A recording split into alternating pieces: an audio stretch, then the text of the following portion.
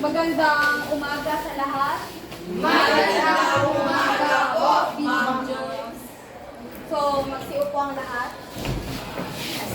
Ngayong araw, ang aking ibang bahagi na aking leksyon ay tungkol sa konsensya. Alam naman natin kung ano ang ibig sabihin ng konsensya, di ba? So, ang konsensya ay nagaganap kahit saan. Kung ikaw ay may likas at may mabuting kalooban, talaga namang magkakaroon ka ng konsensya. Kaya, ngayon, dahil busy ako at may gagawin ako, ang gagawin ko is, magbibigay lamang ako ng takdang aralin dahil may pupuntahan ako. At dahil medyo late ako nakapasok, dahil malapit na ang recess, ay pwede na kayong magsibahagi sa inyong mga kagrupo kung ano ang inyong gagawin sa leksyon. At President, mag-isa ng maingay dahil ayoko na merong maingay. Ayoko na magulo ang klase ko lang. So magkayo ang lahat sa paalam. Paalam na po at salamat, Ma'am Joyce.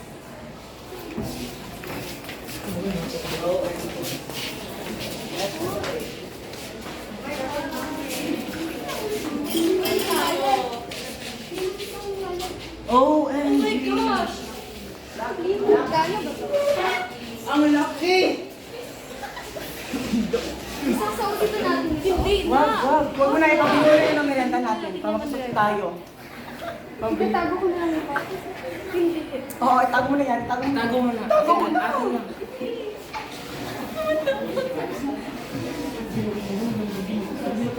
Dahil tayo pambili na natin ito. Hindi.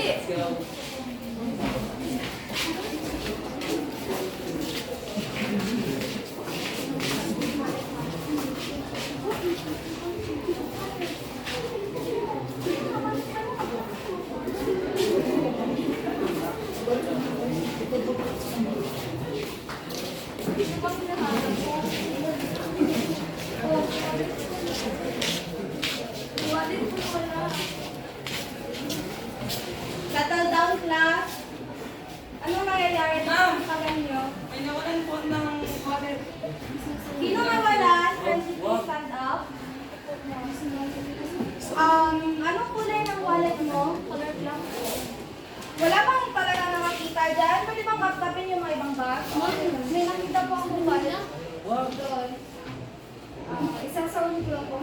Hindi ko kasi ako. Ito ba? Ito ba yun? Opo, ma'am. Maraming salamat. Ito. Kaya sinaabot ko yung pera.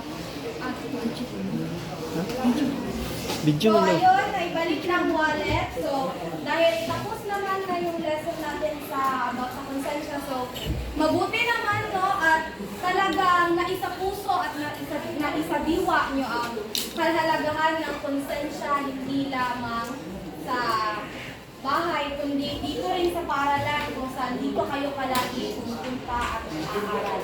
So, yun lamang po at maraming salamat.